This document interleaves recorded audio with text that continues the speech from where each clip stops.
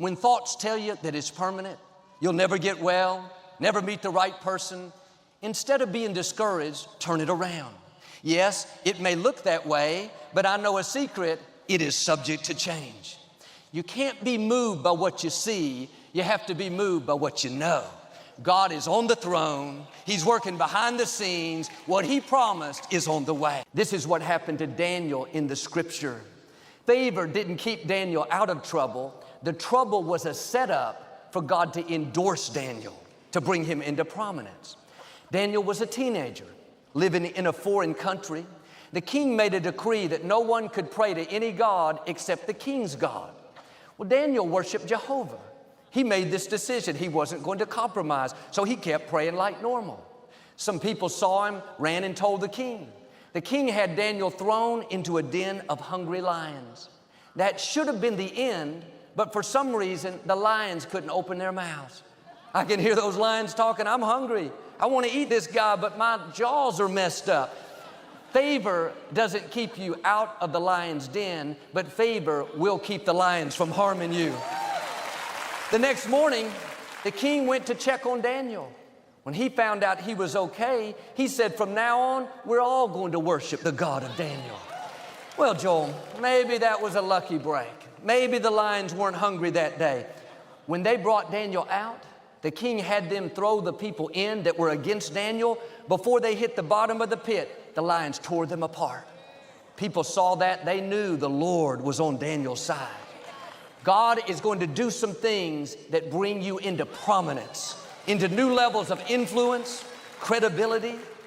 People can debate what you say, but they can't debate what they see. When they see you running the company, paying your house off, graduating with honors, when they see you breaking the addiction, beating the cancer, when God endorses you, you come out of the lion's den unharmed, you accomplish dreams way over your head, they will know His hand is on your life.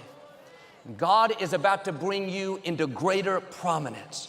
You've been in the background long enough, serving faithfully, helping others with no recognition. Your time is coming. David spent years in the shepherd's fields taking care of his father's sheep. I'm sure at times he thought, "I don't have favor. I'll never do anything great. I'm stuck out here. Nobody believes in me." The truth is, you don't have to have people believe in you. The Most High God believes in you. When David defeated Goliath, that one good break, that one endorsement launched him into a new level of his destiny, and it made up for all those lonely years. You may feel like you're falling behind. It's too late to accomplish a dream. You'll never get well. What God can do for you in one moment will put you 50 years down the road. That's the power of God endorsing you.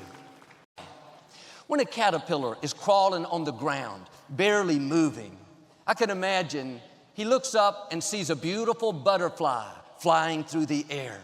The more he watches, the more depressed he gets, thinking it's not fair. Why can't I fly? I'll always be grounded. When he looks at his circumstances, there's nothing about them that says he will ever fly.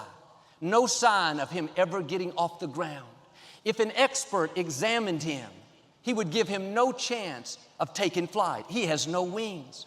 If you put him up next to a dozen other worms, none of them have ever flown. But there's something different about the caterpillar. In its DNA, it's been programmed at a certain time to develop wings.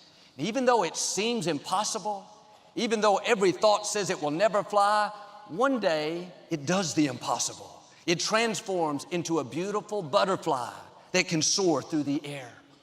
All that time he thought he was stuck on the ground, he didn't realize it wasn't permanent. His wings were coming. Like that caterpillar, all your circumstances may say you'll never fly. You don't have the training, the experience. You come from the wrong family. Thoughts will tell you you'll always be grounded. You'll always struggle in your finances, always be addicted. No, get ready, your wings are coming. Where you are is not permanent. God did not create you to crawl, to go through life lonely, addicted, struggling. He didn't make you in His own image. breathed life into you, crowned you with favor so you could barely get by. He created you to soar, to take new ground, to go further than you thought possible. Now quit being discouraged by what you see. What you see is subject to change. You don't know what God is up to. You don't know what He's doing behind the scenes. But it would be different if a caterpillar was born with wings that didn't work and eventually they were activated. It'd be much easier to believe that it could fly if the wings were already in place. But I believe one reason God made the caterpillar a worm without wings that crawls on the ground, that's the least likely one to fly, was to encourage us that when it seems the least likely for you to fly, when circumstances say there's no way you'll get well, no way you'll accomplish your dream, you can remember the caterpillar. If it went from being grounded with no wings to being a beautiful butterfly that can soar through the air, then God can change what looks impossible to you. Now you may be in the caterpillar stage, not making much progress. Things don't look promising. God is saying, don't worry, your wings are coming. Your healing is coming. Your promotion is coming. Your breakthrough is coming. You're not going to just get ahead. You're not going to just have a little bump. You're going to see supernatural opportunities, supernatural increase, things that you couldn't make happen. In 1 Kings chapter 18, the people of Samaria were in a great drought. Hadn't rained for 3 years. Crops had dried up. People were barely making it. The prophet Elijah showed up and said to King Ahab, I hear the sound of the abundance of rain. When he said that, there wasn't a cloud in the sky. There was no sign of rain, yet he chose to believe what he heard in his spirit over what he saw with his eyes. He saw drought, famine, crops dried up, but he heard an abundance of rain. Are you believing what you're seeing or what you're hearing? What you see may be lack, struggle, caterpillar on the ground, but what God is speaking to your spirit is abundance, healing, breakthroughs, new levels. What you're hearing is more powerful than what you're seeing. What you see is temporary, what you hear is eternal. But if you stay focused on the drought and how big the problem is, how it's never going to change, that's going to keep you in a caterpillar mode. The scripture says we are transformed by the renewing of our mind. That word transform is the same word used for when a caterpillar metamorphoses into a butterfly. You have to get your mind going in the right direction. You can't think caterpillar thoughts and live a butterfly life. If you think, Joel, I'll never get well, I can't get ahead, I've reached my limits, your own thinking will keep your wings from developing. You have to do like Elijah. Everywhere he looked, he saw drought, but in his spirit, he heard abundance. He chose to believe what God said over what he saw. He went on top of Mount Carmel to pray.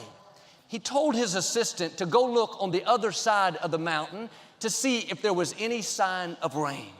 The young man went out, came back, said, no, there's not a cloud in the sky. Elijah could have been discouraged, thought I must have heard God wrong, but he understood this principle that what he saw was subject to change. And instead of accepting that it was never going to happen, he told the young man to go back and look again and again and again. It takes faith to keep looking. You have to be more confident in what God said than in what you see. What you see may be a caterpillar. No chance it could fly.